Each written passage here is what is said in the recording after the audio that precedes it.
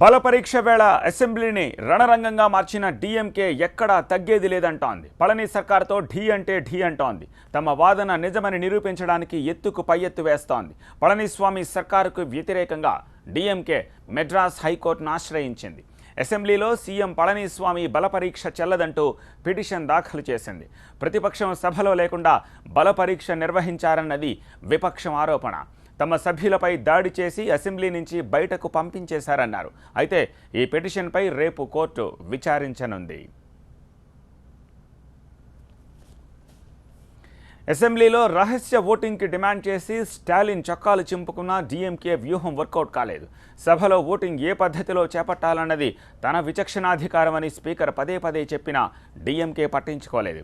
తాము వైలెంట్గా వ్యవహరించినా పళని సైలెంట్గా గెలవడం స్టాలిన్ అండ్ కంపెనీకి పుండు మీద కారం చల్లినట్లు అయ్యింది. దీంతో ప్లాన్ బిని దృష్టి పెట్టింది డీఎంకే. ఇందులో భాగంగానే హైకోర్టును ఆశ్రయించినట్లు చెన్నైలో ప్రచారం జరుగుతోంది.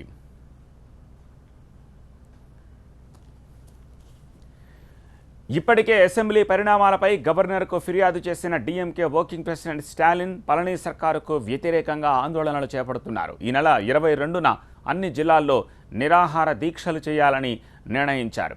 మరోవైపు అసెంబ్లీ పరిణామాలపై సీరియస్గా తీసుకున్న గవర్నర్ విద్యాసాగర్ రావు శాసనసభ కార్యదర్శిని వివరణ కోరారు.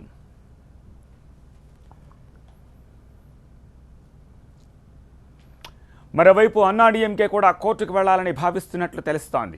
అసెంబ్లీలో విధ్వంసకాండకు సంబంధించిన దృశ్యాలను న్యాయస్థానం ముందు పెట్టి డీఎంకే వాదనను దెబ్బతీయాలన్నది అధికార పక్షం వ్యూహం. ఈ ప్లాన్కి పదును పెట్టే దిశగా మంతనాలు సాగుతున్నాయి.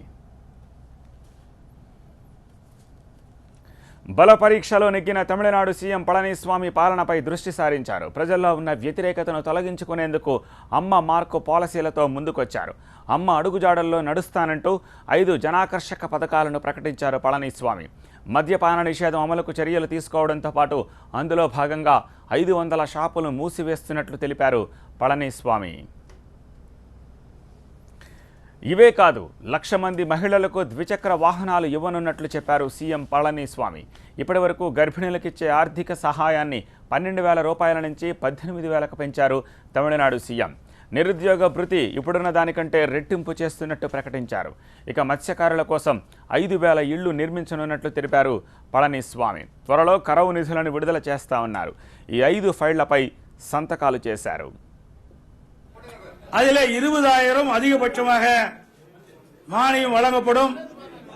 அதற்காக அம்மாவுடைய அரசு 200 கோடி ரூபாய் செலவு செய்யப்படும் என்ற மகிழ்ச்சியான செய்தியை இந்த நேரத்திலே தெரிவித்துக் கொள்கின்றேன். இரண்டாவது அறிவிப்பு, டாக்டர் முத்துலட்சுமி ரெட்டி மகப்பேறு நிதியுதவி 12,000 இருந்து 18,000ஆக உயர்த்தப்படுகின்றது. இதில் ஆண்டொன்றுக்கு 6 லட்சம் தாய்மார்கள் பயனடைகின்றார்கள் என்ற மகிழ்ச்சியான செய்தியை தெரிவித்து இத்திட்டத்திற்காக 360 கோடி ரூபாய் கூடுதல் செலவிடப்படும் என்பதையும் தெரிவித்துக் கொள்கிறேன்.